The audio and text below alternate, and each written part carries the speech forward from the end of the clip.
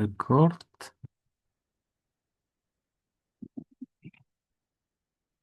Ho'p, bugungi darsimizni boshlashdan oldin bir ikki muammolar bo'lgan ekan, adashmasam muammolari bor. Xo'sh, Elementor Pro bilan bo'lgan. Xo'sh, bu yerda yana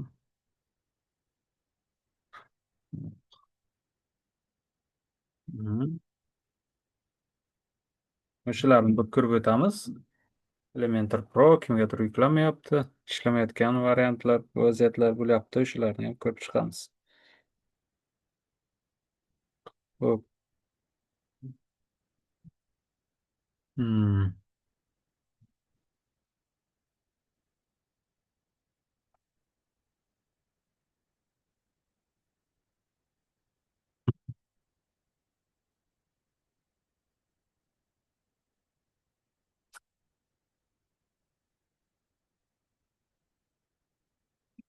Ozgina kutish kerak bo'ladi yuklanishini. Elementor Pro ozgina og'irroq bo'lgani uchun ozgina yuklanish qiyinroq.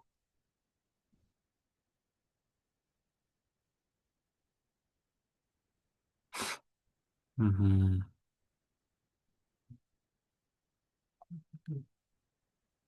Ho'p, ana yaxshi yuklandi.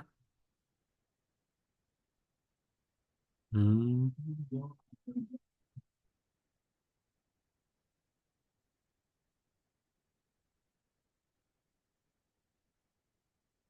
Ana yuklandi. Ho'p, admin deb kiraman proyektimizga.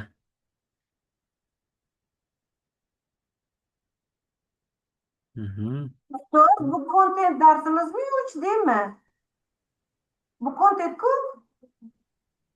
Kontent bo'lishi kerak edi shekilli bugun. Ah, Kontent bo'lishi kerak menimcha bugun. ha, yo'q 3D gruppasidan kirganimizga aytdim 3D darsimizmi debmanda. Ha, unda xato qilib yuborganman demak gruppaga. Ha, Mhm. keyin o'sha dars boshlamasidan oldin anavi kamchilikni menga ayting deyordingiz. Nimanimi? Elementornimi?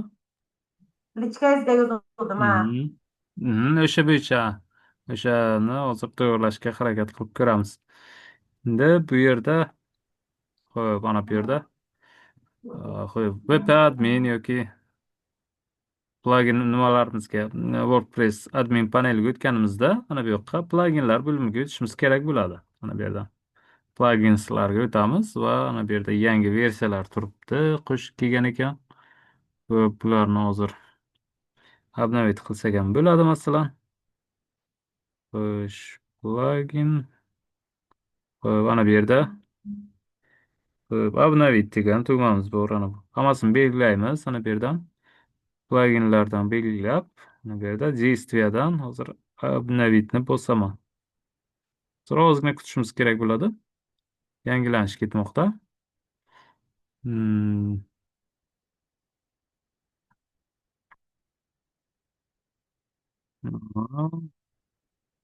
Zayız. Mhm.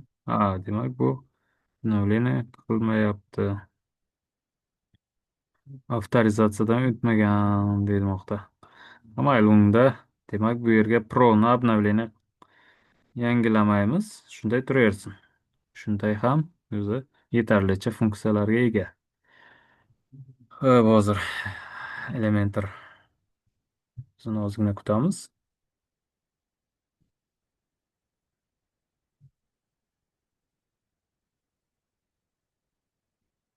Mhm.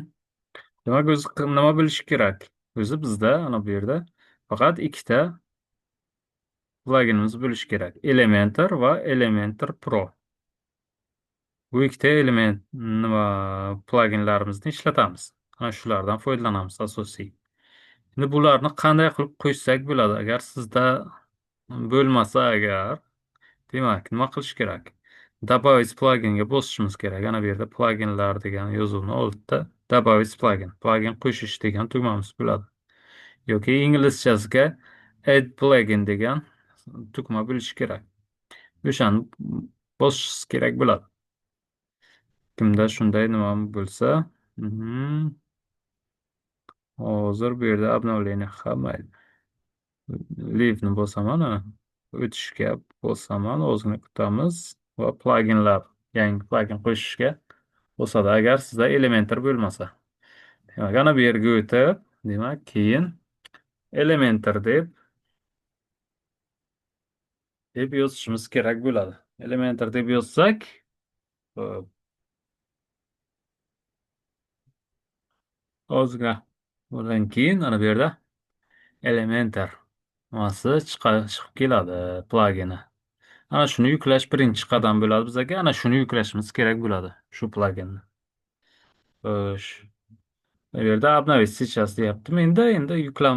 Menda yuklangani uchun sizlarda установить сейчас tugmasi chiqib turishi kerak.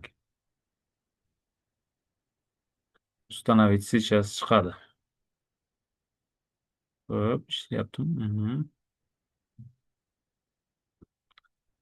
Obnovlение qilsalaringiz bo'ladi, ishlatib ko'rsalaringiz bo'ladi. Ana shu yerdan, demak, Elementorni birinchi yuklanadi.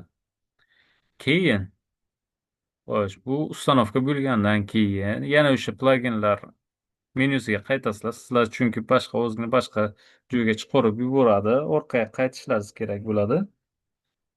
Hop, bu yerda mm,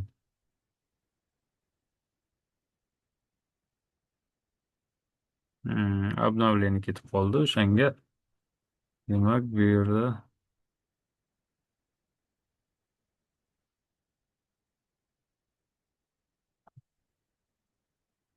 adminga qaytamiz keling.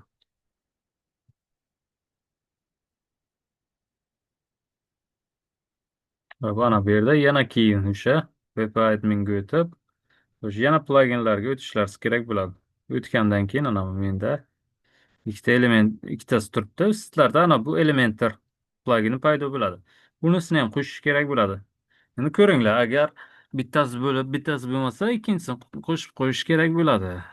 Yetmaganini. Ikkovi ham bo'lishi shart. Demak, agar sizlarda masalan ana bunisi bo'lib, bunisi bo'lmasa, demak, qanday qo'shamiz? Hozir buni qo'shishni o'rgatdim hozir. Добавить plugindan, demak, Elementor deb yozib qo'shib qo'ysalaringiz bo'ladi. Bunisini ham xuddi shunday. Ikkinchisini ham bu yerdan Elementor deb birinchisini topsalaringiz bo'ladi. Demak, ikkinchisi Elementor Pro'sini pullik versiyasini qanday qo'shsa bo'ladi? Bu uchun ham добавить plugin yoki add plugin degan tugmani bosasizlar. Xo'sh, bosilgandan keyin ana bu yerda уже qidirmaymiz, chunki bu уже bazada yo'q. Buni загрузить plugin degan tugmani bosishimiz kerak bo'ladi.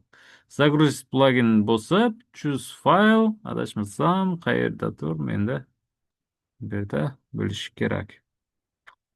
Elementor Pro ana turibdi. Bu faylni tanlab, buni ochish shart emas, zip fayl просто tanlab, ustiga bosib openni bossalaringiz o'zi openni bosaman, установить сейчас degan tugmani bosasizlar, yuklanadi va bemalol ishlataversalaringiz bo'ladi. Bitta muammosi bor, faylni o'zi. Masalan, sizlarda bormi, yo'qmi degan savol bo'ladi-da. Xo'p, agar sizda fayl bo'lmasa, xo'sh, 3D gruppasiga tashlab qo'ygandim. 3D emas, adashmasam. Xo'p, ana bu yerda tashlab qo'ygandim. Qaysidir ana Elementor Pro. Demak, ana shuni yuklaysizlar o'zlaringizga. Yuklab olib, xo'p, Elementor Pro'ni yuklab olishlaringiz kerak bo'ladi va shuni ana shu zip fayl sifatida ana bu yerda tanlashlaringiz kerak bo'ladi. Choose file deysizlar, qayerga yuklagan bo'lsalaringiz o'shani tanlab, keyin add deyishlaringiz kerak. Zip faylni ochib, bir nimalar qilib, ichidagi papkalarni olish shart emas. Prosta yuklab olasizlar va o'shani nima qilishlaringiz kerak bo'ladi. Xo'p, mana bu yerdan tanlab, установить сейчас tugmasini bosishlaringiz bilan ishlab ketadi. Shu, demak, Elementor bo'lishi kerak. Keyin nima qilamiz? Masalan, Elementor qo'shildi. Buni qanday ishlatsak bo'ladi degan savollar bo'ladi. Buni qanday qilsak bo'ladi? Sahifalarga o'tamiz. Ana bu yerda sahifalar, straniцы yoki pages degan inglizchasida bo'lishi mumkin. O'shanga bosishlaringiz kerak bo'ladi. Pages. Bosamiz. Keyin ana bu yerda уже chiqib keladi. Har xil sahifalar, qaysilari qo'shilgan masalan. Sizlar yangi sahifa qo'shsalaringiz ham bo'ladi. Kelinglar yangi sahifa qo'shamiz. Chunki bugungi mavzumiz uchun ham kerak bo'ladi.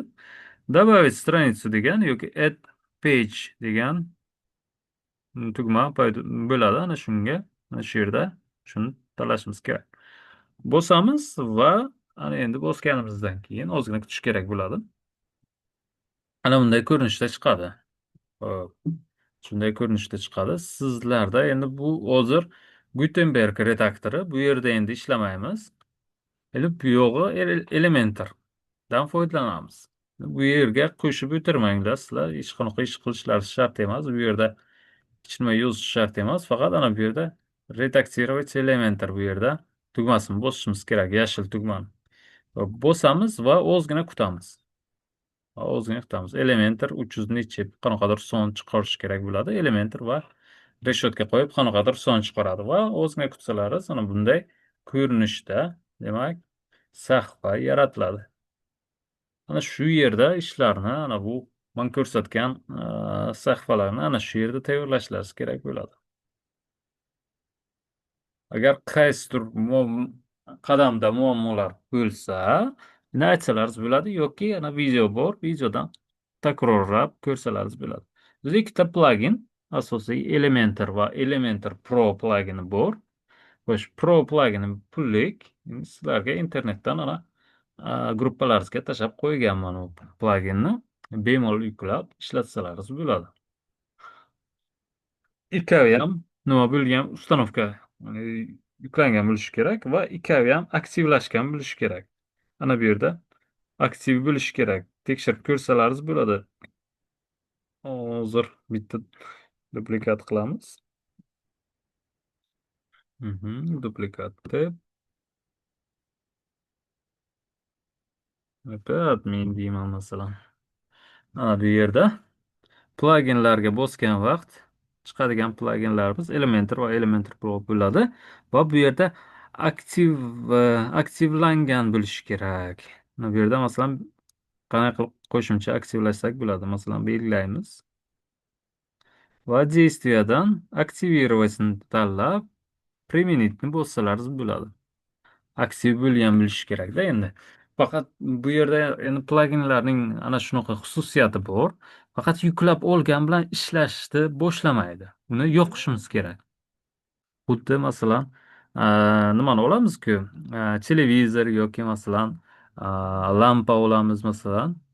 Olgandan keyin nima qilishimiz kerak? To'kka tiqishimiz kerak. Xuddi o'shanga o'xshagan. Bu yerda ham yoki knopkasini bosishimiz kerak. Mana shunga o'xshagan. Bu yerda ham o'nlik. Uni yoqishimiz kerak. Yoqmasak bu ishlamaydi. Boshqa lekin masalan elementlarni shuna qo'shib qo'ygan bilan ishlab ketadi bu yerda. Endi bu o'zini shunday qadam qo'shib qo'yilgan. Endi bu qulaylik uchun qo'shib qo'yilgan. Xatolar va boshqa ichki qulayliklar uchun qo'shib qo'yilgan. Mana shunday aktivlashtirishimiz kerak bo'ladi.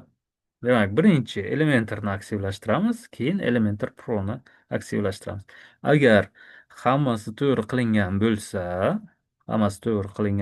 ana bu yerda sizlarda Elementor tagida deaktivirovать yoki deaktivmi yo shunga o'xshagan ingliz tilida bo'ladi va Elementor Pro'da bunday ko'k tugma paydo bo'lishi kerak. Deaktivirovать degan.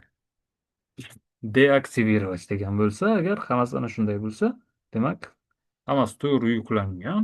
Demak, bemalol ishlataversalar bo'ladi. Agar qanaqadir muammolar bo'lsa, ishlamayotgan bo'lsa, Elementor ana shu plagin qismini skrinshot qilib tashlasangiz, ko'rib, masalan, o'zgartirib ko'rsak ham bo'ladi. Muammolarni shunday qilib yechsak bo'ladi. Hop, kelinglar ana Elementorga qaytamiz. Elementor уже ishlayapti. Hop, bu yerda elementlar qo'shib ana bu yerdan va oxirida applikatni bosib yakunlashimiz mumkin. Hop.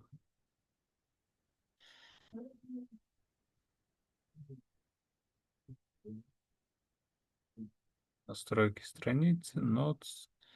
Ага. Hoppa. Yangilik qo'shilibdi. Masalan, ana bu yerda yangilangandan keyin ana bu настройки страницы ana bu yerga ko'chibdi, demak. Mayli. Bugungi mavzumizga o'tamiz. WordPress'ta xarita, havolalar va bu pop-up oynalar bilan ishlashni ko'rib o'tamiz. Xarita, map tushunchasini o'zi haqida birinchi ko'rib o'tsak, saytga xarita joylash kompaniya yoki tashkilot joylashuvini aniq ko'rsatish uchun kerak bo'ladi. Biznes va ta'lim saytlarida aloqa sahifasida xarita mavjud bo'lishi saytga ko'proq ishonchni oshirar ekan. Mijozning ishonchini oshirish uchun demak, shu aloqa degan sahifamizga qo'shib qo'ysak bo'lar ekan. Masalan, ofitsialniy masalan, nima deymiz, binosi bor yoki nimasi bor bo'lsa, sentri bor bo'lsa, demak, o'shanga ishonch ham ko'proq bo'ladi. O'shani biza bildirishimiz kerak. Xarita yordamida masalan ana shuni qilishimiz mumkin. Bu uchun xo'sh, qanday qilib qo'shsak bo'ladi, ko'rib o'tamiz. Google Maps widjetini tortib, sahifaga tashlang, kerakli manzilni yozing va xarita avtomatik paydo bo'lar ekan, demak. Qani, sizlar bilan hozir xarita qo'shib ko'ramiz. Ana shu sahifamizga. Demak, xarita qo'shish uchun hozircha bu strukturani o'chirib turaman. Xarita qo'shish uchun plus tugmasini bosamiz. Ana bu yerda добавить element, plus tugmasi. Va bu yerda pastroqqa tushsak, o'zi ko'p pastga tushish ham shart emas ekan. Google karta. Bu yerda maketdan ozgina tushsak, Google karta ana bu yerda turibdi. O'shani ishlatamiz sizlar bilan. Shunday olib, chap tugmani bosib turib, xo'p, ana bu ichkariga kirgizishimiz kerak bo'ladi. Bunday qo'yganimiz bilan mana shu bizaga xo'sh, karta qo'shib qo'yildi. O'sha karta tayyor. Ana lekin bizda ozgina minus noto'g'ri bo'lyapti. Chunki bu yerda Londonni ko'rsatyapti, London shahrini. Bizga kerak masalan Buxoroning qaysidir qismini ko'rsatmoqchi biza. Nima qilishimiz kerak bo'ladi? Bu uchun birinchi yangi sahifa ochib, mana bu yerda internetda, brauzerimizda Google Map deb yozishimiz kerak bo'ladi. Google Maps yoki deyishlaringiz mumkin. Google Map. Va shunda mana bu yerda googlemaps.com shunga bosamiz. Mana bu yerda Google xaritasiga kiramiz. Google xaritasiga kirib, masalan, Buxoroni kelinglar ko'ramiz. Buxorodan bironta joyni kelinglar o'zimizni saytimizga qo'shib ko'ramiz. Любой joy, masalan, xohlagan joylaringizni qo'shib qo'ysalar bo'ladi. Masalan, kelinglar ana Millennium IELTS Center deyaylik. Ana shuni ustiga bosaman bitta. Kerakli nuqta. Agar sizlarning ishxonalaringiz, masalan, o'sha sayt yaratyapmiz, o'sha masalan qaysidir ishxona uchun bo'ladi. O'sha ishxona masalan Google'ga ko'rinsa, ana bunday masalan Millennium IELTS Centerda qo'shib qo'yilgan bo'lsa, prosta o'sha yozuvni ustiga bosib, hop, ana bu yerdan adresini yuklab olib, hop, mana bu yerga qaytib sahifamizni o'chirmaymiz. Bu yerda ana bu London adresini o'rniga o'shani tashlasak, bizga ko'rsatadi o'sha sentrni. Aniqroq ko'rsatmoqchi bo'lsak, yaqinroq qilmoqchi bo'lsak, 13 deb ko'rsataman, 14 yoki balki 15 ham qo'ysak bo'lar. Ana, demak, ana Millennium Center ko'rsatyapti. Lekin bizaga kodlarni ko'rsatyapti. Masalan, bizaga aniq ko'rsatmoqchi bo'lsak, o'sha ana bu yozuvni sarlavhasidan olamiz, kopiya qilib, bu yerga tashlaymiz. Millennium IELTS Center. Mana, o'sha bizaga yozuv bilan ko'rsatib beryapti. Baholari, odzivlar, boshqa hammasi bilan ko'rsatib beryapti. Ana endi bu bizga demak adres aniq bo'lsa, shunday qilamiz. Endi agar kiritib qo'yilgan bo'lsa, masalan, Felicity Education va boshqa masalan, kitoblar olamiga o'xshagan masalan qo'shib qo'yilgan ekan bularga. Lekin qaysidir sizlarga Ishxona yangi ochilgan bo'lishi mumkin, masalan, hali kiritilmagan bo'lishi mumkin. Unaqa vaziyatda nima qilsak bo'ladi? Masalan, ana bu yerda deyaylik, bitta sizlar yo'q, men bir nima ochgansizlar, endi o'sha kartaga kiritilmagan. Qanday qilsak bo'ladi? Unda masalan, ana bu binoda joylashgan deyaylik. Bu uchun ana shu binoning ustiga bosib o'tiramiz, chap tugma bilan bosib bitta qo'yaversak, ana bu yerda adres chiqadi. Bu yerda adresga bosishimiz kerak bo'ladi. Adresga bossalar ham bo'ladi yoki ana bu yerdan copy qilib bossalar ham bo'ladi. Copyni bosamiz va ana endi o'sha kodni ana bu yerga tashlashimiz kerak bo'ladi. Yana internet bilan muammolar bo'lyapti. Afsuski. Mana bizga, demak, yana o'sha binoni ko'rsatib beryapti. Mana bu yerda belgilagan edik. Agar bizga, demak, aniq adres o'sha Google'ga kiritilmagan bo'lsa, ana shunday qilib topishimiz mumkin ekan. Tamam. Shunday oddiygina qo'shib qo'ysak bo'ladi Google adresimizni. Mana endi parametrlarimiz bor. Parametrlarni ko'rib o'taylik. Masalan, katta qilish. Bu masalan 16-15 qilib qo'yamiz. Bu qanchalik yaqin yoki uzoq ko'rinishini ana bu yerdan belgilaymiz. Demak, masalan, o'yin qo'ysak, uzoqroqdan ko'rsatadi. Masalan, Buxoro shahar ko'rinib turadi. Yaqinroq qilsak, adresga aniqroq orientir olishga osonroq bo'ladi. 15-16 qo'ysalar bo'ladi. Hop. Ikkinchisi vысота. Bu bizaga bu elementimizning qanchalik kattalik tepadan pastga uzunligini ko'rsatadi. Uzunroq yoki kaltaroq qilsalar bo'ladi. Endi men standart 500 deb qo'yaman. 500 kelinglar. Mana yetarlicha o'chib beryapti. Yaxshi o'chilyapti. Demak, yana qanday parametrlarimiz bor? Xo'p, ana bu yerda o'tamiz. Google kartani tanlayman. Demak, vысота yaxshi. Ana endi stilga o'tishimiz mumkin. Stilda hop, hozircha bunda yo'q. Расширенныйda o'tsak, o'sha standart stillar.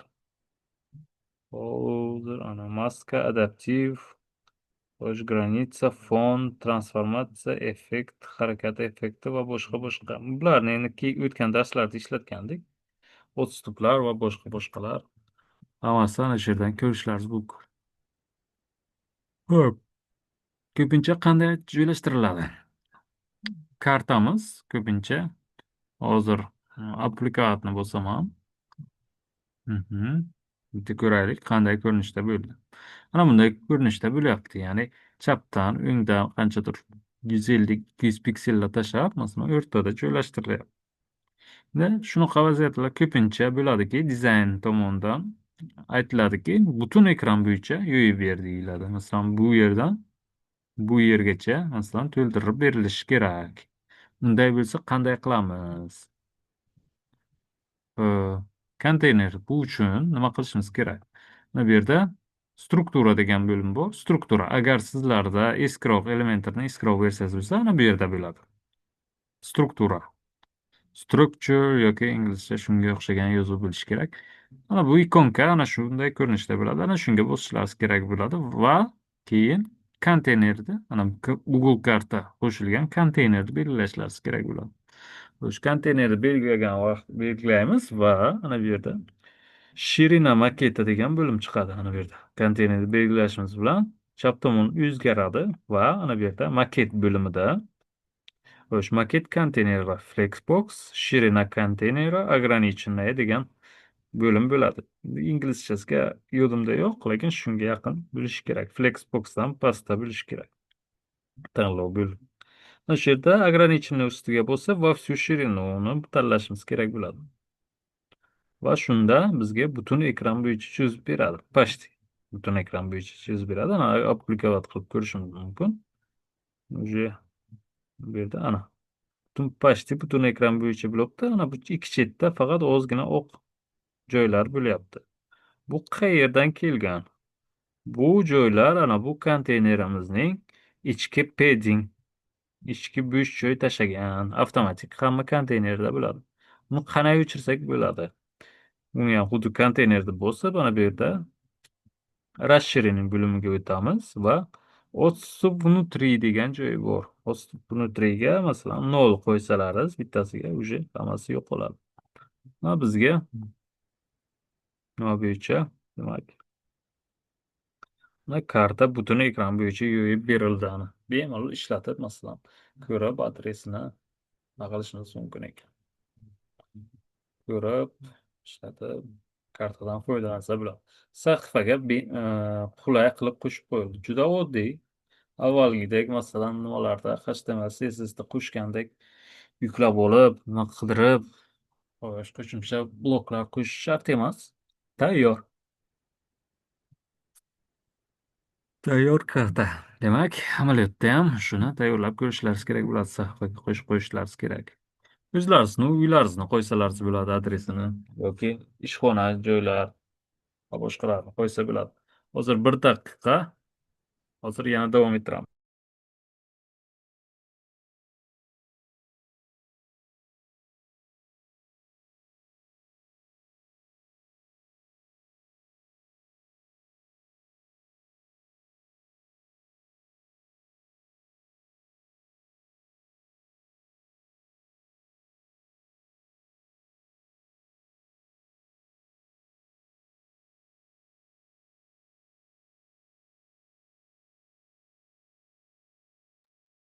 Davom ettiramiz.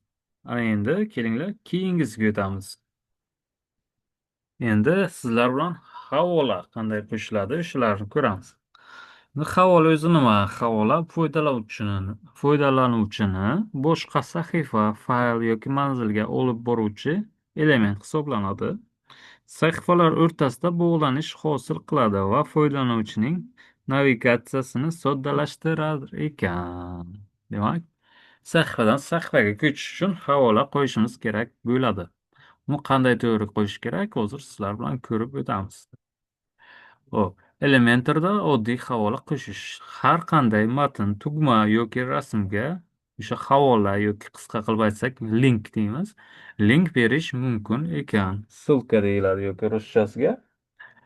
Hop, Elementorda havola berish uchun elementni tanlanadi. Chap panelda link maydoniga URL yoziladi. Agar tashqi sayt bo'lsa, Open in new tab belgilanishi kerak bo'ladi.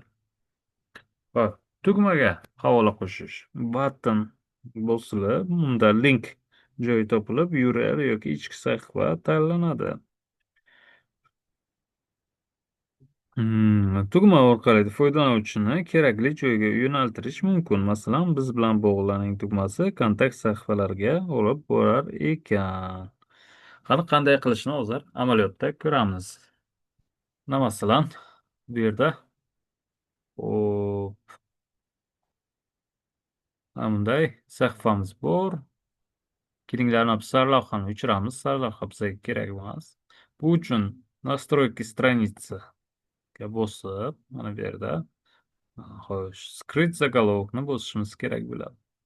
Sarlavha ana yo'qoldi. Xo'p, ana endi kelinglar biron nima qo'shib ko'ramiz. Sarlavha xo'sh, havola uchun. Xo'p, masalan bunday ko'rinishda bo'lsin. Hop, biron nima qo'shamiz. Sarlavha qo'shamiz kelinglar. Sarlavhani havola sifatida beraylik. Bu uchun ana sarlavhaga bosamiz o'ziga va bosgan vaqtimiz ana bu yerda stillari chiqib turadi. O'zgartirishimiz mumkin. Ana shu yerda ссылка yoki link degan yozuv chiqadi. O'shani ichiga kiritishimiz mumkin. Любой bitta havolani. Masalan, kelinglar ana Google Maps'ga kirdik ana. Ana shuni adresini olaman ana bu yerdan. Adresini olaman. Copy qilib olaman va uni bu yerga tashlayman. O'shani bu yerdan aplikatni bosib, hozir bosib ko'ramiz. Keling. Ya birinchi nimasini. Ho'p, bosishdan oldin, aplikatdan oldin mana bu yoqqa parametrlarga o'tib, открывать новым oknini belgilab qo'yaman va keyin ana aplikatni bosaman. Shunda ana bizga sarlavha paydo bo'ldi. Sarlavha. Kartadan keyin sarlavhamiz bor. Sarlavhani ustiga bossam, menga boshqa sahifada ana bu masalan nima ochib beryapti. Kartani ochib beryapti. Любой narsa bo'lishi mumkin. Masalan, Kunuz saytiga masalan ссылка ham qo'yishlari mumkin. Masalan, copy link deyman. Kelinglar. Bu sarlavhamizni olib teparoqqa ko'tarishimiz kerak.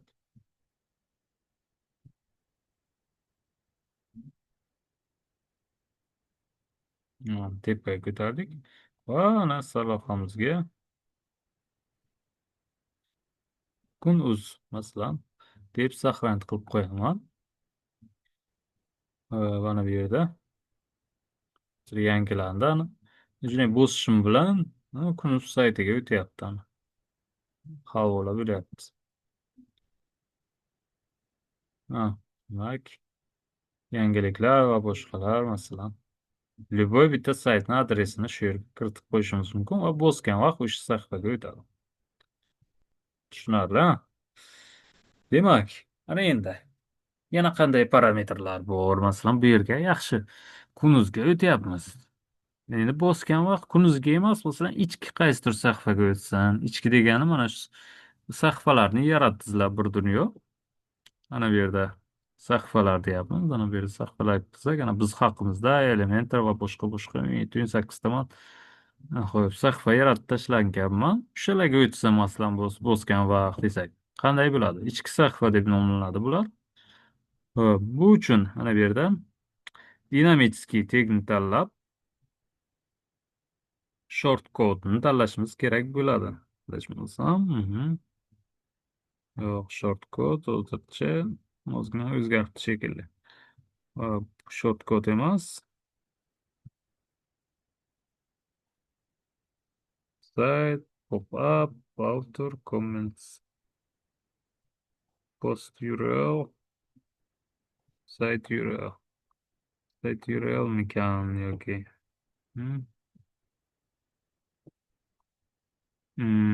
Yo'q. Short kod ishlashni to'xtatdim. Custom file. Xo'sh, content bilish kerak bu yerda. Content yo'q lekin bizda.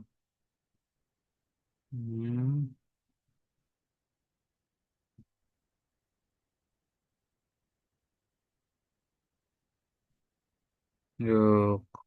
Demak, yangilanishdan keyin oddiy yo'lini olib tashlabdilar.